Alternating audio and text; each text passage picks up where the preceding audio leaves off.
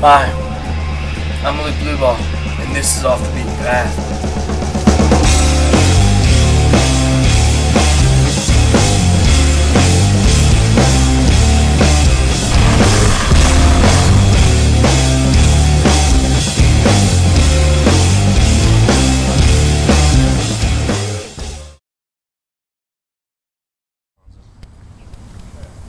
Today, on Off the Beaten Path, we're venturing out to the Konza Prairie, the last natural tallgrass prairie in the world. It's about 6 miles outside of Manhattan, Kansas. This prairie is a reserve. The government made it a federal landmark to not be touched by construction or by waste or anything more than just enjoying nature. We're going to explore that.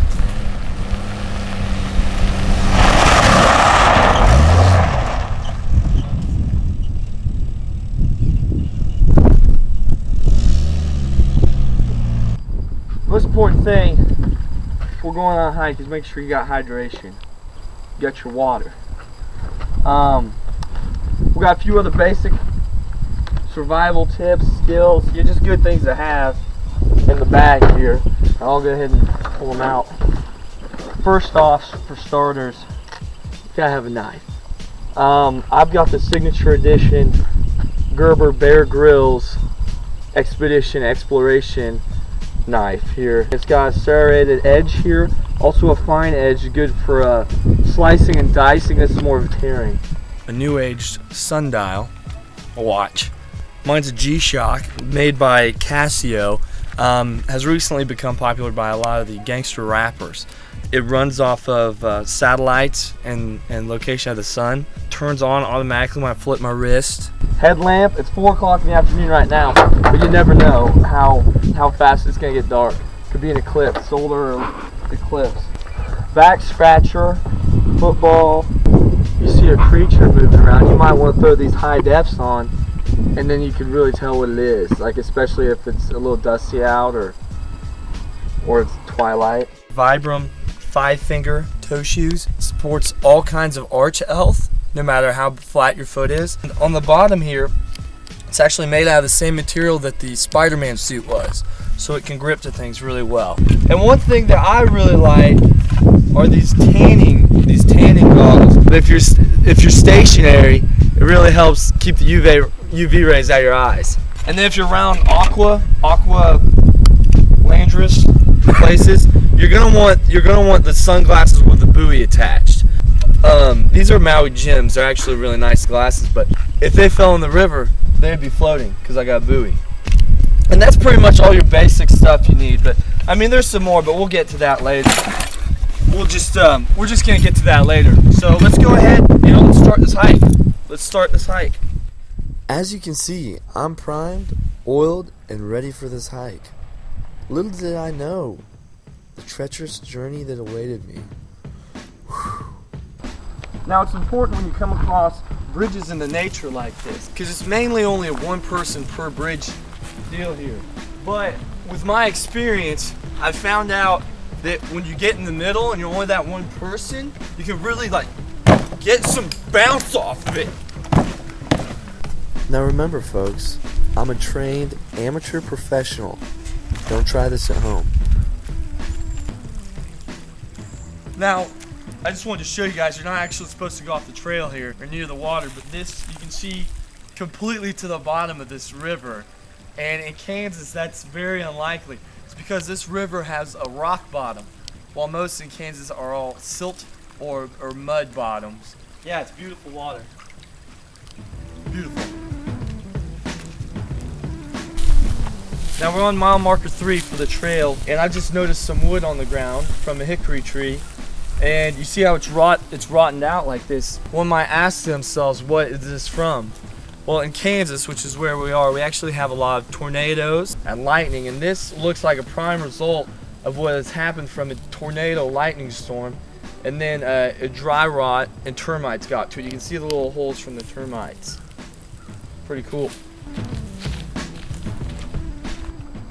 Now we all know that the show is called Off the Beaten Path, and I encourage going off into the wilderness and and making your own path instead of following someone else's. But when it comes to nature reserves like the Konza, you really don't want to veer too far off the tundra because they're trying to preserve it. So let's just make sure we all know to keep nature what it is, beautiful, peaceful, and not to go off the tundra too far.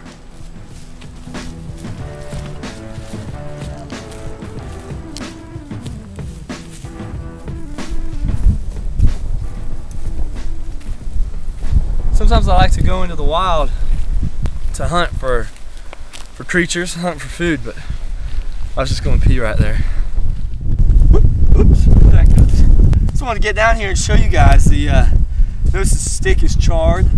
It's like this all over the Konza.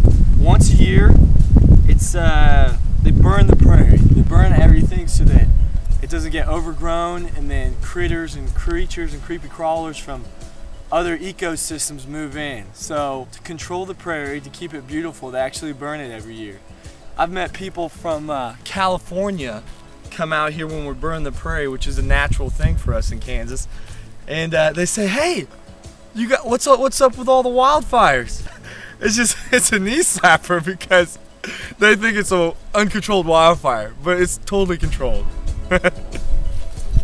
Sometimes while hiking, you come upon things a little out of the ordinary. As you see here, when we're walking along the trail, you notice a splotch on the ground. It seems to look like an ancient terrier eagle poop, but it's not, because they're extinct. It's actually from North American shrew, which is the only venomous mammal in North America. It can actually take down rattlesnakes.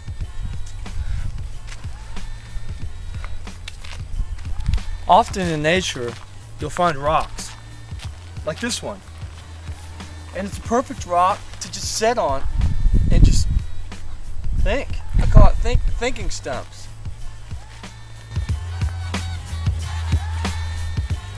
Thinking stumps can be found anywhere. It's pretty much anything that you can sit down on. But when it comes to thinking, it's also like the psychic told me in New York one time. Don't think too much.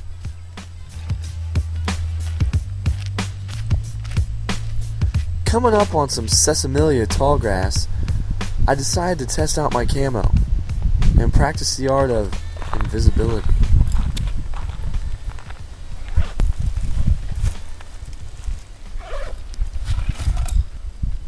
We're going looking after mountain lions, also known as cougars.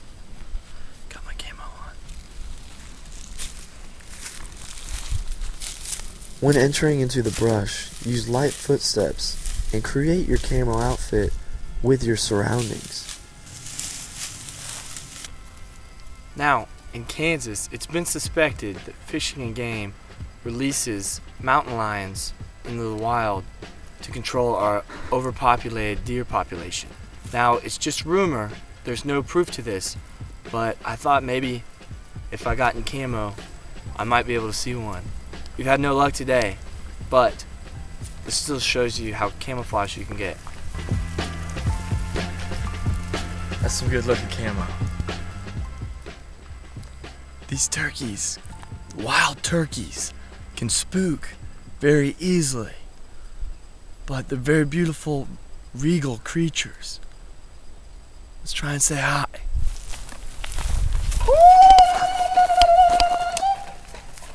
Ah, seems we have a fork in the road. It says total distance for the nature trail, get 2.5, 4.4, and 6. Gives us around 13 miles total, I guess. I was a little off. You know, but we got the choice of going this way, which is flat as western Kansas, or going that way, which looks like the Rockies.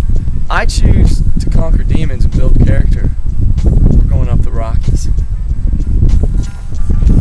And boy, did we conquer some demons.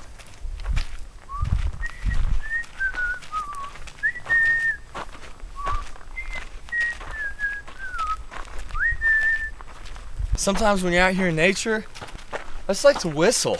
You know, come up with your own tunes. Doesn't matter if you're with someone, Nature's great with girls. You bring them out here, you really think they like it. It's never really worked well for me, but either way, I mean, it's just a fun environment for music, for getting live, you know, dancing. Sometimes it's where I come up with some of my best stuff.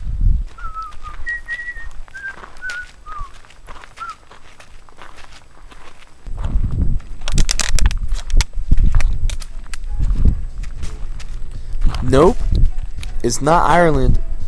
We're still in Kansas. You notice these rocks here, they're all over what we call in Kansas the Flint Hills, which takes up about, I don't know, 1/5 of Kansas and just the main hilly region. Kansas, believe it or not, is not our country's most flat state. That's actually Florida. And anyways, it's flint, and you can strike flint and make sparks. You know, it's very resourceful. We have one of the largest wetlands in Kansas. It's by Great Bend. And underneath the majority of Kansas and Colorado is something we like to call the Ogallala Aquifer. It's a giant underwater like reservoir lake. And there's a lot of turmoil over whether or not to tap into the lake for water or not. But just a little fun fact. And now it's time to break some records.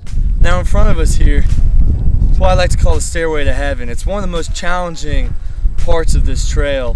And although it doesn't look that bad from here, it stinks. And what I tell my guests, I say, now don't turn around and look behind you until we get to the very tip top, because then you look back and you realize it was worth it. It's really beautiful. One of the main things I do when I just get tired and exhausted, because you're gonna get huffing and puffing going up that, you just think of something that's completely relaxing. Maybe some pina coladas by the beach, or just hanging out sleeping, drinking some brewskis, anything to get your mind off what you're really doing, and it helps a lot. Let's go conquer the beast.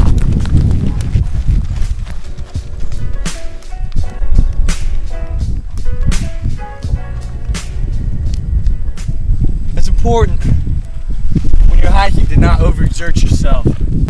You know, when you want to take water breaks or even just sitting breaks to talk and relax and enjoy the environment, it's not all about the hike. So sit down, rehydrate, take a break, take a load off. Alright, I didn't say take a vacation, let's keep going.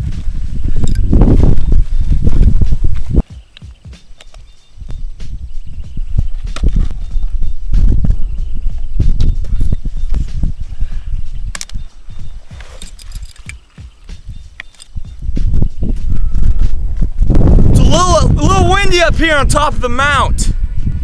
But remember what I said, don't look back until we get to the top.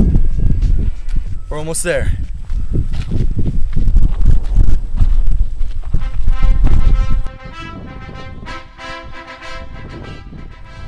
What did we do today? We went to the Konza Prairie. Had a great time. What did we learn? We learned that nature is our friend. You can go off the beaten path and just be right outside of town. Off the beaten path can be in town. It's nature, it's exploring a restaurant, it's having a great time. But let's remember to leave nature, leave everywhere, a better place than when you went there. How am I doing my part in making nature a better place? I live in a closet because I don't want to take up more of our land. I only use what I need. This is Blubaugh, and we just went off the beaten path.